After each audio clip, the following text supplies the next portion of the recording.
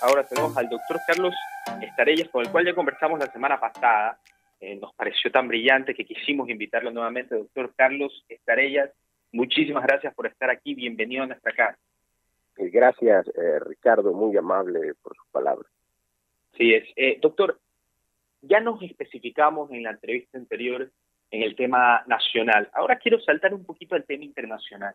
Y es el tema ya de los rumores y de las medidas que están tomando las potencias, que al fin y al cabo, al ser potencias, afectan a todo el mundo, a todos los países. Quería comentarle, ya lo comentamos ayer, fue primera hora el día de ayer, regresarlo hoy. Los Estados Unidos ya no van a financiar a la OMS. ¿Cuál es su opinión sobre eso? ¿Usted cree que es una buena noticia? ¿Está de acuerdo con eso? ¿Cree que nos va a afectar a los países del tercer mundo? ¿Cree que no tiene nada que ver con nosotros? ¿Cuál es su perspectiva? Ricardo, como noticia no es buena.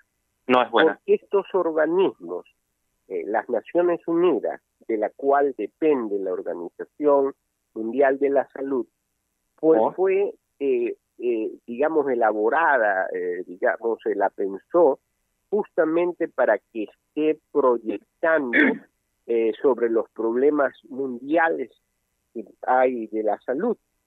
Lamentablemente, Ricardo, parece que este organismo se ha burocratizado, convirtiéndose en lo que se conoce con el nombre de burocracia internacional, porque si no recuerdo mal, Ricardo, en la Organización Mundial de la Salud hay 7.000 personas que trabajan. Tiene 150 oficinas en todos los países del mundo. Tiene 6 oficinas regionales y su sede está en Ginebra. Entonces debió de haber previsto que se venía esta pandemia. Imagínese, si usted tiene un organismo técnico internacional que solo está dedicado para este tipo de cosas, el momento en que viene una pandemia no lo ha previsto. Ahora, por otro lado, hay una grave denuncia de Taiwán, del gobierno de Taiwán, en el cual dice que a pesar de que ella no es reconocida como Estado miembro, porque el único Estado miembro reconocido es China, no se reconoce el Estado de Taiwán, Taiwán informó de esta pandemia a la Organización Mundial de la Salud, y la Organización Mundial de la Salud no le hizo caso de la denuncia. Entonces, de ser así, es algo muy grave y que llama a que debe de haber una reestructuración de esa oficina tan importante para este tipo de pandemia. Sí, pero ha habido más, sobre lo que usted dice, de que hubo una advertencia que no fue tomada. Han habido todo tipo de sospechas. ¿Usted cree que es falta de capacidad? ¿Usted cree que es dado a la burocratización internacional? ¿Por qué razón cree usted que ha sido por lo que no tomaron la situación con la gravedad que se debía? Hay varias cosas, Ricardo. En primer lugar, el director de la Organización Mundial de la Salud no es médico, que eso es un error. ¿Y qué es el economista? Digamos, viene, no me acuerdo de qué país lo propuso, pero él no es médico. Con lo cual hay una deficiencia, porque en un organismo de salud debería ser médico. Claro. Yo quiero creer que es de burocracia internacional. No quiero creer que hay intereses, porque dicen que el actual director fue apoyado por el gobierno chino. Pero yo no creo que pueden haber intereses malsanos cuando se trata de salud y de la vida de la población. Entonces quiero más creer que es una burocracia internacional la que generó. Si unimos las piezas, es sospechoso. O sea, de que es sospechoso, porque aquí hoy día nos sale la noticia de que Estados Unidos está investigando si el coronavirus salió en un laboratorio chino de Wuhan. Hay gente que cree en las cifras que dio Wuhan de muertos, hay gente que no cree en las cifras que dio Wuhan de muertos. Hay gente que habla de 5.000, 10.000 muertos en China, hay gente que habla de millones que murieron en China. Entonces sí nos da lugar a que tenga sospecha, a que hayan preguntas en el aire. Totalmente de acuerdo. Lo que es más, Ricardo, el gobierno chino es un gobierno comunista, un gobierno por medio del cual nadie puede, no hay libertad de expresión, de opinión, como la tenemos aquí. Entonces es capitalista para hacer negocios, pero comunista dentro del gobierno. Entonces, por eso es que se dice que los números de muertos que señala el gobierno chino no son tales, que hay muchísimo más, que la fecha en que comenzó esta pandemia no es la que dice el gobierno chino, sino que fue mucho antes, y se discuten una serie de cosas como que en la ciudad donde aparece este famoso coronavirus hay pues un laboratorio donde se utilizan este tipo de situaciones. Entonces, claro, yo creo que debe de haber una investigación mayor y que toda investigación busca la verdad y la verdad es positiva, ¿no? Así es, doctor.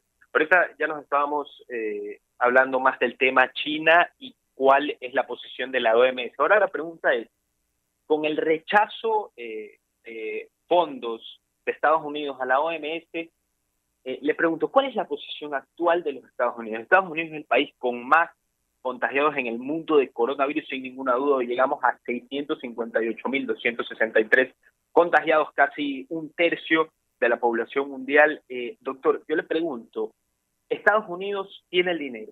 Estados Unidos, pregunta, ¿tiene las personas para manejar esta situación? Hay mucha gente que está disgustada. Sí, ahora la explicación, Ricardo, es fácil. Nueva York es la capital del mundo. Correcto. Entonces todo el mundo viaja a Nueva York. Incluso hay una gran cantidad de ecuatorianos que residen en Nueva York.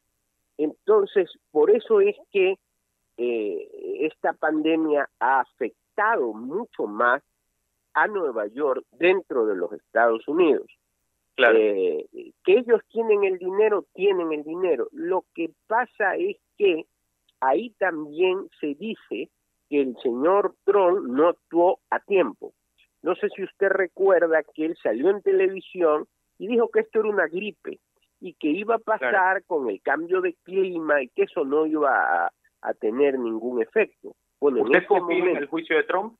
¿Usted confía en el juicio de Trump? Bueno, no creo que Trump es un científico. Por lo tanto, tiene un grupo científico que asesora al presidente de los Estados Unidos. Seguramente estará muy bien asesorado.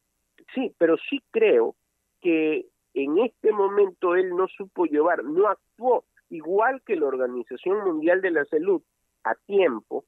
Entonces, obviamente tiene que enfrentar la pandemia dentro de Nueva York. Pero hay una diferencia con Guayaquil, que Estados Unidos es un gobierno, es un país rico y que ha puesto todo los científicos a trabajar y se han hecho, Ricardo, una gran cantidad de pruebas por medio del cual se puede comprobar si existe o no ese virus en las personas. Fíjense usted que aquí en el Ecuador es muy poco las pruebas que se han hecho, mientras que en los Estados Unidos sí los hay. Sí, pero en Estados Unidos han habido pruebas, sí han habido 3.262.921 pruebas hasta el día de hoy, 500.000 en Nueva York, pero aún así se queda corto para la cantidad de población. Han habido movimientos, claro que sí, pero se queda corto aún.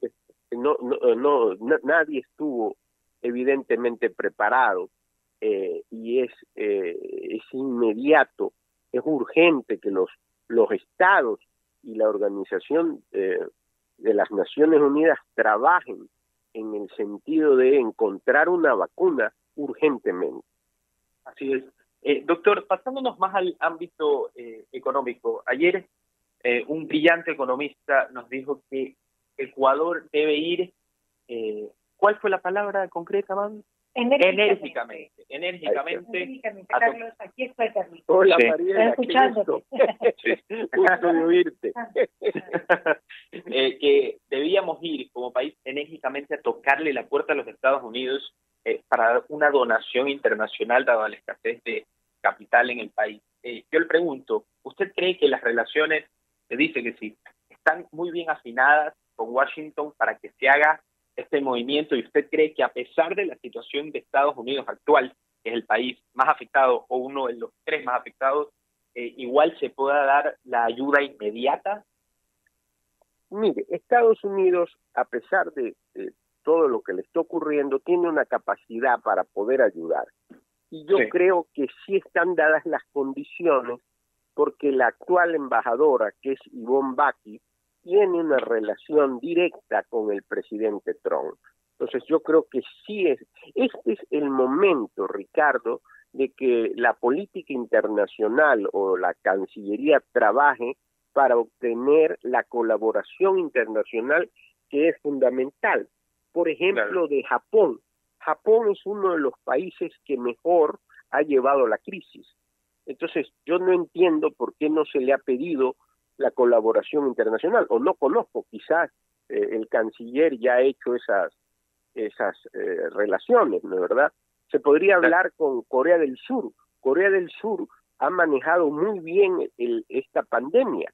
Entonces, la colaboración internacional para el Ecuador es fundamental, porque el Ecuador no tiene, la economía del Ecuador está devastada, y solo esa colaboración internacional nos va a poder ayudar. Así es, doctor. Y la colaboración internacional, le pregunto a usted, aparte de la colaboración internacional, que es evidente que alguien tiene que ayudarnos, ya metiéndonos más en el país, ¿se debe o cuáles son, esto se lo pregunto a todos, los radioescuchas van a sentirse monótonos, pero así es como trabajo yo, ¿cuáles son las medidas que no se han implementado que usted cree que se deberían implementar? Tal vez sea la segunda vez que le pregunto, pero cada día nos levantamos con nuevos pensamientos. Dígame, doctor. Mire, Ricardo, yo pienso que lo primero que debe darse es un clima de entendimiento, porque no hay un clima de entendimiento entre las autoridades, que no los hay. No hay un clima. Fíjese usted que si ve Guayaquil, por un lado trabaja el vicepresidente y el gobernador, y por otro lado trabaja la alcaldesa y el prefecto. Entonces debe de darse un clima de entendimiento y solo pensar y actuar en beneficio del país, no en intereses particulares, partidistas, y quitar el miedo, porque hay mucho miedo en el Ecuador. Las personas estamos en cuarentena, hay una crisis económica que usted la ha analizado. Entonces quizás recordar al viejo Eloy Alfaro, que decía: don miedo nunca ayudó a nadie. Es importante. Mire, este coronavirus y esta cuarentena afecta a la población que tiene que pagar servicios básicos sin poder trabajar, que tiene que pagar matrículas y pensiones en los colegios privados sin poder, digamos, todavía estamos en cuarentena y ya quieren comenzar las clases en mayo. Es decir, yo pienso que el sentido común es importante recobrarlo, y también pienso, con todo respeto, que el presidente de la República debe de dirigir lo que está ocurriendo en el Ecuador. Richard Nixon decía que un hombre público no debe de olvidar que que pierde utilidad cuando él como individuo, en lugar de su política, se en el tema. Entonces aquí en el Ecuador más están preguntando dónde está el presidente, cuando lo que debe es el presidente liderar la grave situación que tiene el Ecuador, y particularmente Guayaquil. Ricardo, hay, de acuerdo a los datos oficiales, 5.700 muertos en Guayaquil. Una barbaridad. Entonces, yo pienso que esa sería el mensaje, un mensaje de entendimiento y de solo pensar y actuar en beneficio del país y de la población. Sí, doctor, pero quería preguntarle, usted decía que no se ha comparecido el presidente. Efectivamente, han habido muchas dudas, pero ayer salió en rueda de prensa y lo dijo muy claro. Dijo: yo soy un hombre de tercera edad, yo soy un hombre con discapacidad, yo no puedo estar haciendo recorridos monumentales porque no lo puedo hacer, porque tengo muchas posibilidades. Sí, claro, sí, tengo muchas posibilidades de contraer coronavirus, pero dijo: he dejado a Otto, he dejado a María Paula Romo, un nombre infinito de personas.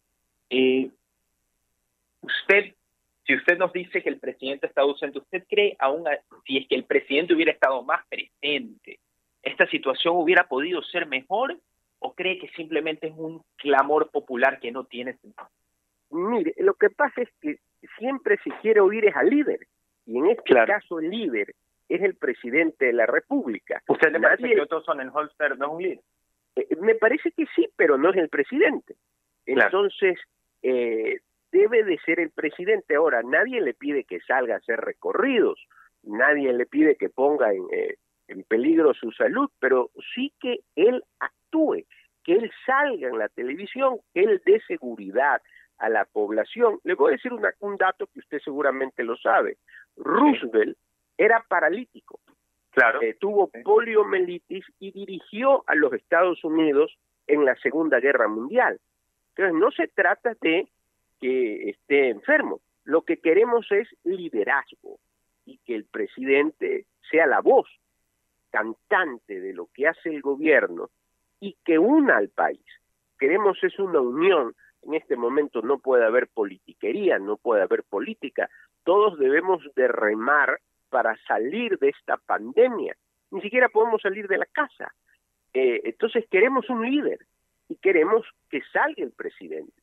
El señor Sonnenholzer es inteligente, pero no es el presidente. La señora Romo es capaz, pero no es el presidente. Claro.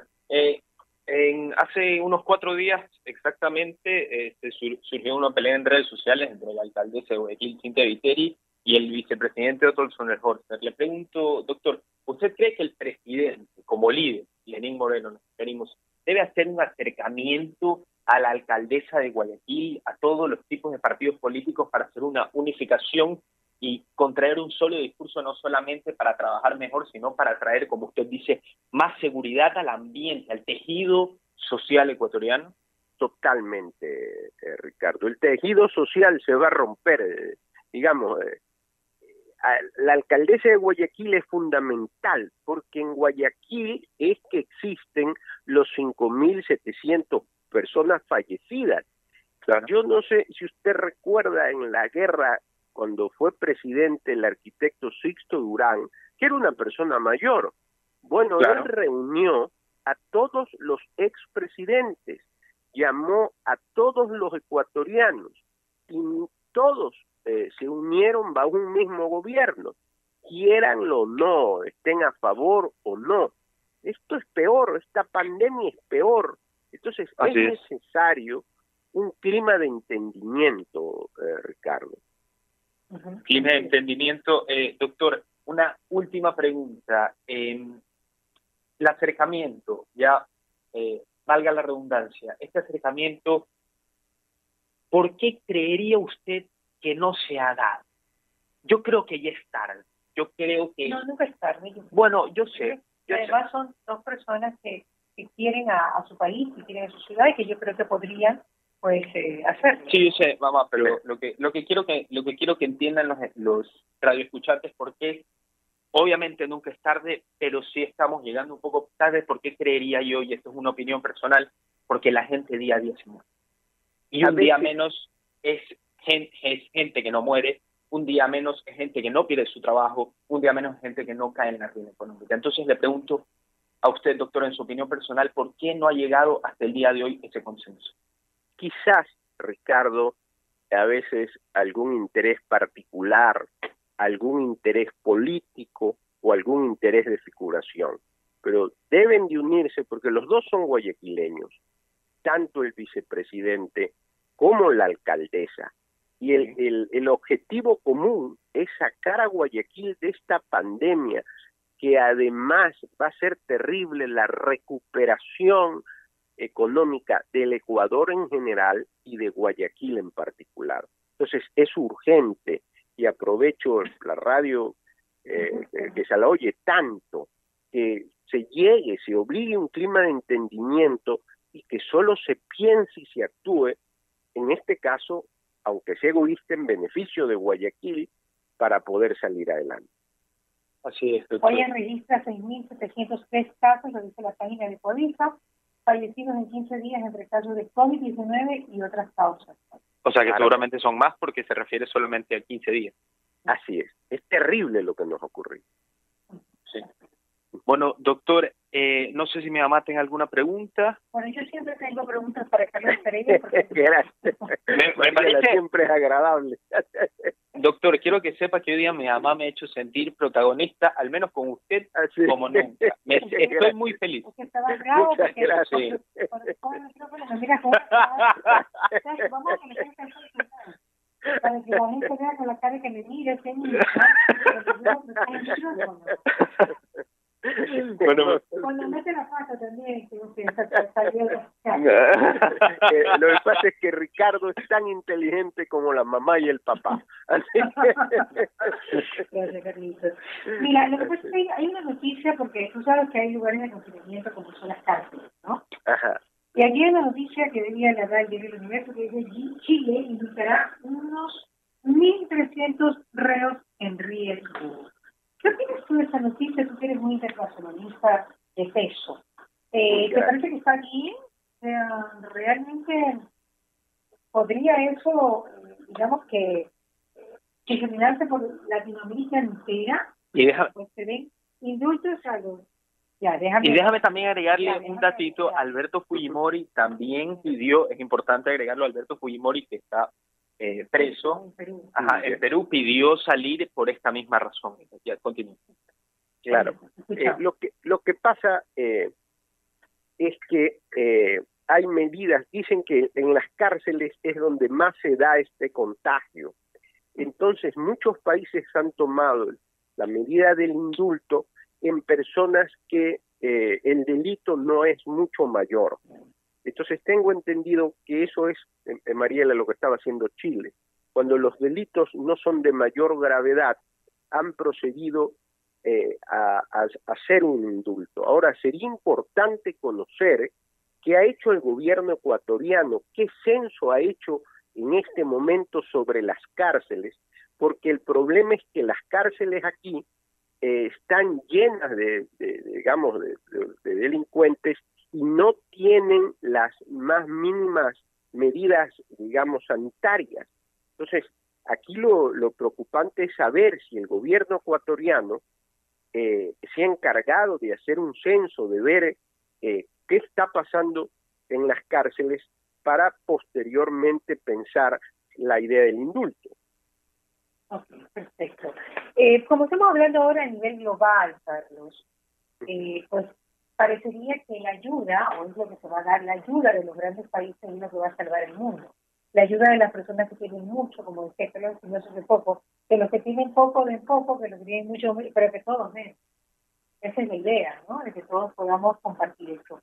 Pero pues habría salidas para las pequeñas y medianas industrias, empresas, que también acceden a créditos internacionales, de bancos internacionales.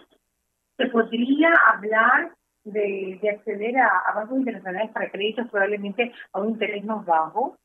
¿Eso es posible? Sí, Mariela, eso es posible. Eso es posible. Es una idea magnífica la que está señalando, y yo creo que el Estado ecuatoriano la debe de gestar, y no solo como Estado ecuatoriano, sino que se debería unir con otros países latinoamericanos que están en situaciones similares para que el pedido sea mucho mayor.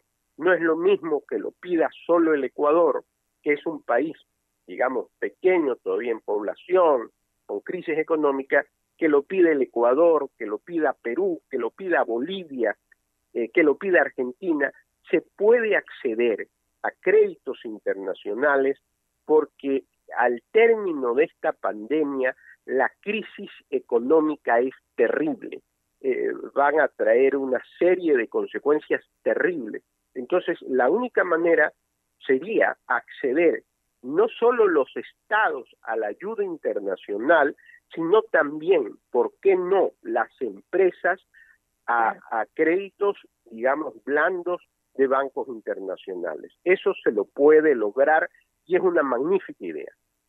Una magnífica idea que se puede llevar a cabo, pero tiene que ser mediante algún decreto ejecutivo o tiene que pasar por la asamblea. O simplemente una decisión que se puede tomar de un momento a otro. No, el presidente podría autorizar un decreto ejecutivo. al canciller, que es un hombre de carrera y muy inteligente, que es el embajador Valencia, hacer las gestiones, y él la podría hacer con otros países latinoamericanos. Con Panamá, por ejemplo. Claro, con Panamá, con Perú, con Bolivia, con Chile, y para hacer mayor fuerte el pedido, porque evidentemente las economías latinoamericanas no son tan fuertes como las economías de países mucho mayores como Japón, como la Unión Europea, como los Estados Unidos o como Canadá. Entonces se puede hacer el pedido y se puede llegar a que bancos internacionales dé a las medianas industrias préstamos blandos. ¿Tú sabes, Carlitos, si los ministros encargados de este tema, entre sus competencias, están trabajando para ello? ¿Se ha planteado, lo he escuchado? Porque hoy día hubo una reseña en el periódico. No he escuchado sobre esto que tú mencionas. Sería bueno que sigamos conversando sobre este tema, porque esto sí sería una esperanza a las pequeñas y medianas empresas, Carlitos, porque por ejemplo los restaurantes, personas. Así es. O sea, ¿en qué momento van a abrir? Yo tengo casos de parientes muy cercanas que han abierto restaurantes y han invertido probablemente todo su capital en este restaurante, y así le pasan muchos minutos. Es que se puede venir una quiebra económica terrible para el país. Es necesario que se presten, todos los recursos, que se pida la ayuda internacional, y en esto la Cancillería juega un papel importantísimo en este momento. ¿Puedes llamar al canciller, por favor, y decirle su idea? Si hablo con él, le voy a comentar, Mariela, tu idea, porque me parece brillante. Claro, porque yo creo que son los aportes de los notables como ustedes en Ecuador, que muevan realmente los hilos, para que esas buenas ideas que gente de buen cerebro y de buen corazón lleguen a esas personas que tienen, digamos, la capacidad de tomar ese tipo de decisiones. El peso de la deuda, seguro que es la última pregunta. El peso de la deuda de los países pobres realmente se ha reunido el grupo de los 20 y se está pensando, claro, en lanzar un salvavidas. ¿Tú crees que nosotros sí tenemos esperanza de que nos envíen el dinero que necesitamos para subsistir, para sobrevivir y para cubrir todo lo que necesitamos durante este año para ustedes? Yo pienso, Mariela, que todos estos países con economías muy, muy fuertes, que a pesar de también estar, afectados por el coronavirus, tienen una serie de ayudas y de colaboración internacional. La base, Mariela, es pedir las ayudas. Existen esas ayudas, pero obviamente el Ecuador tiene que pedirlas. Entonces, esto es fundamental. Quizás yo lo vi el ex candidato Guillermo Lasso, que él le pedía al presidente de la República que tome él la batuta de solicitar la ayuda internacional. Es importante hacerlo, Mariela, porque las consecuencias de esta pandemia van a ser terribles. Así es. Y lo estamos viendo desde ya, con familiares muertos, y también yo vi en la parte económica que resulta que tal vez el remedio puede ser peor que la enfermedad, ¿no? Con el tema económico, que las resoluciones tienen que ser hechas de una manera adecuada. Cada vez que también decía lo importante no puede confundirse con lo urgente, y lo urgente con lo importante. Las dos cosas tienen que ir a la par, para poder no, desbaratar el país, sino encaminarlo hacia un nuevo proceso. Así es. Totalmente de acuerdo. Carlos Isabella, qué gustazo, como siempre, tenerte. Vale, que podamos la próxima semana también comunicarnos. Un gusto para mí. Que has hablado con el canciller, por favor, me da su idea, porque sería buenísimo para los pequeños y medianas empresas que puedan ustedes también servir con información. Les voy a decir, muchísimas gracias por la entrevista. Muy un abrazo, como siempre. Gracias. Doctor, muchísimas gracias. Gracias a ustedes. Un placer tenerlo allí. Gracias.